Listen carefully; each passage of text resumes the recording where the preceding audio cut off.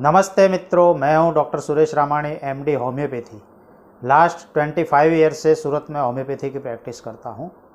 हमने last 2 episode में देखा कि डायबिटीज़ क्यों होता है और डायबिटीज़ के लक्षण क्या है। आज हम देखेंगे कि डायबिटीज़ में कौन कौन से टेस्ट उपयोगी है और क्या टेस्ट के क्या मायने होते हैं। तो क्योंकि अलग अलग प्रकार के टेस्ट डॉक्टर्स द्वारा करवाए जाते हैं, लेकिन हर टेस्ट का अलग अलग मायना होता है। तो कौन से टेस्ट में से क्या इन्फॉर्मेशन निकल के आती है, ये हम आज देखेंगे। सबसे पहले देखेंगे जो प्राइमरी टेस्ट है। सबसे पहले डायग्नोसिस जिसके बेस पे हो सकता है वो है फास्टिंग ग्लूकोज का टेस्ट। उसमें क्या होता है कि रात को 10 बजे के बाद पेशेंट को कुछ खाना पीना नहीं देना होता है, पानी पी सकता है। कम से कम 8 घंटे का फास्टिंग चाहिए। उसके बाद सुबह में ब्लड कलेक्शन होता है और उसके बाद टेस्ट किया जाता है। तो ये टेस्ट को बोला जाता है FBS, फास्टिंग ब्लड शुगर। ये टेस्ट अमूमन 100 के नीचे रहना चाहिए।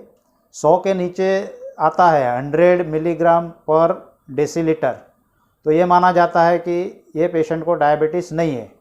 100 से 125 के बीच आता है, 100 से 125 मिलीग्राम पर डेसीलीटर के बीच में आता है, तो ये माना जाता है कि ये पेशेंट डायबिटीज़ की ओर जा रहा है, मतलब प्री डायबिटिक बोल सकते हैं, जिसमें अभी डायबिटीज़ हो नहीं गया है लेकिन आगे जाके डायबिटीज़ हो सकता है। इनका जो ग्लूकोज का मेटाबॉलिज्म है वो बराबर नहीं हो रहा है, ज़्यादा इंसुलिन ले रहा है, मतलब पैनक्रियास को निकालना पड़ता है।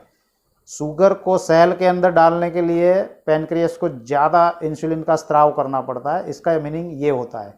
तो आगे जाके इंसुलिन रेजिस्टेंस होकर डायबिटीज़ में कन्वर्ट हो सकता है। और जब फास्टिंग शुगर 126 के ऊपर आ जाता है तो समझो कि इनको डायबिटीज़ हो गया है, यानी कि उनको एकदम एक्टिव अटेंशन की ज़रूरत है। जैसे कसरत कर लो, योग प्राणायाम ये सब बढ़ा दो, खाने में परहेज़ कर लो, या मेडिकल एडवाइस ले लो, किसी डॉक्टर को दिखा दो। ये सब जब 125 के ऊपर आता है तब ये सब करना पड़ता है।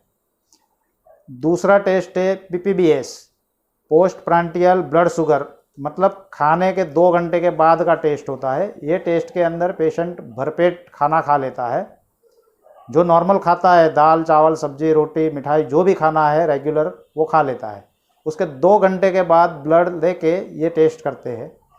ये टेस्ट 150 के नीचे आना चाहिए। 150 के ऊपर शुगर आया तो समझ लो 150 के नीचे आया तो इनको डायबिटीज़ नहीं है।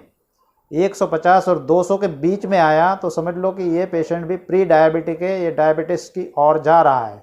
और 200 के ऊपर आया तो ये पेशेंट को मेडिकल अटेंशन की ज़रूरत है। इसको परहेज़ करवाओ, इसको एक्सरसाइज बढ़ाओ, या तो डॉक्टर को दिखाओ या डॉक्टर की एडवाइस लो।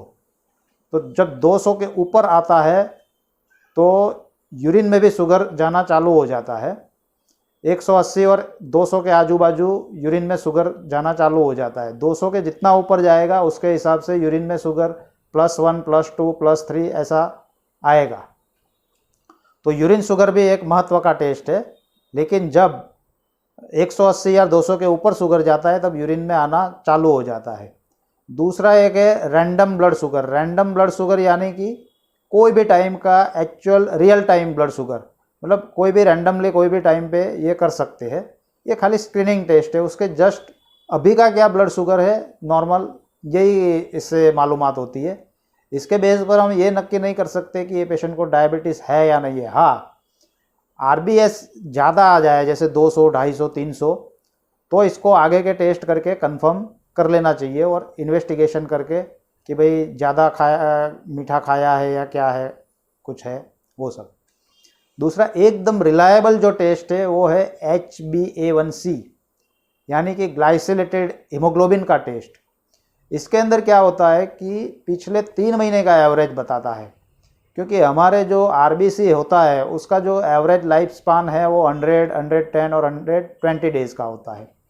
तो जैसे जो ब्लड के अंदर शुगर घूमती रहती है वो RBC यानी कि हीमोग्लोबिन, RBC के ऊपर जो हीमोग्लोबिन होता है उसके ऊपर परत दर परत चिपकती जाती है।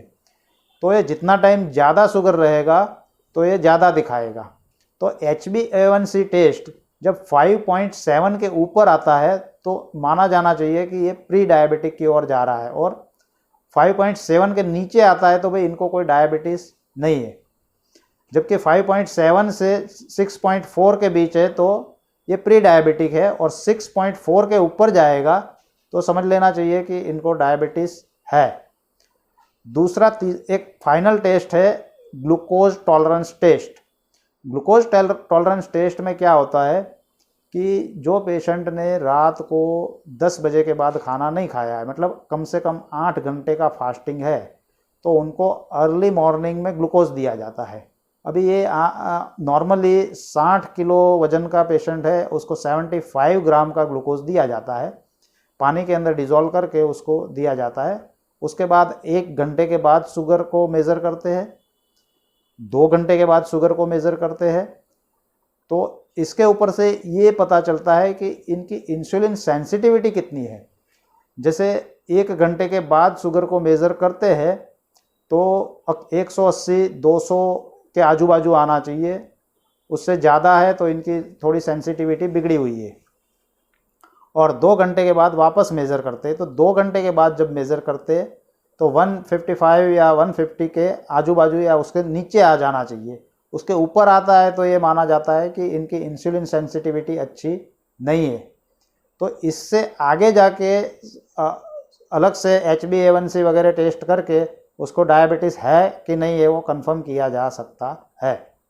तो ऐसे हर अलग अलग टेस्ट का अलग अलग मीनिंग है, लेकिन आम तौर पर ऐसा देखा गया है कि ज़्यादातर लोग PPBSC करवाते हैं क्योंकि वो कीमत में थोड़ा सस्ता है, लेकिन उससे खाली रियल टाइम पता चलता है कि जब आप ब्लड देते हो वो टाइम पे शुगर क्या है। जैसे वो पेशेंट ने आगे 4-5 दिन में ज़्यादा कुछ मीठा नहीं खाया है तो उसका PPABS थोड़ा अच्छा दिखाता है। उससे उल्टा उसने जैसे समझ लो पिछले 4-5 दिन में ज़्यादा मीठा खा लिया है या ज़्यादा कार्बोहाइड्रेट ले लिया है तो वो PPBS उसका ज़्यादा बताता है। तो इससे कोई हम लॉन्ग टर्म जो ट्रीटमेंट है या लॉन्ग टर्म गोल है वो फिक्स नहीं कर सकते कि भाई इसका ट्रीटमेंट लाइन कुछ चेंज करना है या नहीं करना है। तो गोल्ड स्टैंडर्ड जो टेस्ट है वो HbA1c है। HbA1c वो पिछले 3 महीने का एवरेज बताता है, तो उससे हमको पता चलता है कि भाई हमारा जो डायबिटीज़ है वो कंट्रोल है कि नहीं है। या तो हर 3-3 महीने आप मेज़र करवाते जाओ, ऐसा पूरे 1 साल का आप देखो तो उसमें हमेशा हर बार या तो स्टेबल रहना चाहिए या डिक्रीज़ होना चाहिए। तो ही ऐसा माना जाएगा कि भाई आपका जो ट्रीटमेंट है, आपका लाइफस्टाइल है और आपका डाइट है वो सही है। समझ लो हर बार आप 3 महीने में HbA1c करवाते हो, हर बार थोड़ा थोड़ा बढ़ता ही जाता है, तो मान के चलो कि आपका जो ट्रीटमेंट है उसमें कुछ ज़्यादा करने का ज़रूरत है, या आपका जो परहेज़ है, आपका लाइफस्टाइल है, आपका जो खाना है, या तो फिर आपकी जो दिनचर्या है उसमें कुछ परिवर्तन करने का ज़रूरत है। तो ऐसे कोई एक टेस्ट से हम परफेक्ट नहीं कह सकते, लेकिन उसके 2 या 3 टेस्ट को करवा के हम परफेक्टली उसका असेसमेंट कर सकते हैं कि भाई हमारा डिसीज़ है वो आगे बढ़ रहा है, स्टेबल है, या फिर वो रिवर्स हो रहा है, डिक्रीज हो रहा है। तो ऐसे हर अलग अलग टेस्ट का अलग अलग महत्व है। तो दोस्तों हम आगे बात करेंगे अगले हफ्ते में कि भाई पेशेंट को क्या खाना चाहिए, क्या नहीं खाना चाहिए, कैसे खाना चाहिए। तो आप अगले वीडियो के लिए इंतज़ार करिए, और ये वीडियो को आप लाइक करिए और मेरा चैनल सब्सक्राइब करिए। जय हिंद।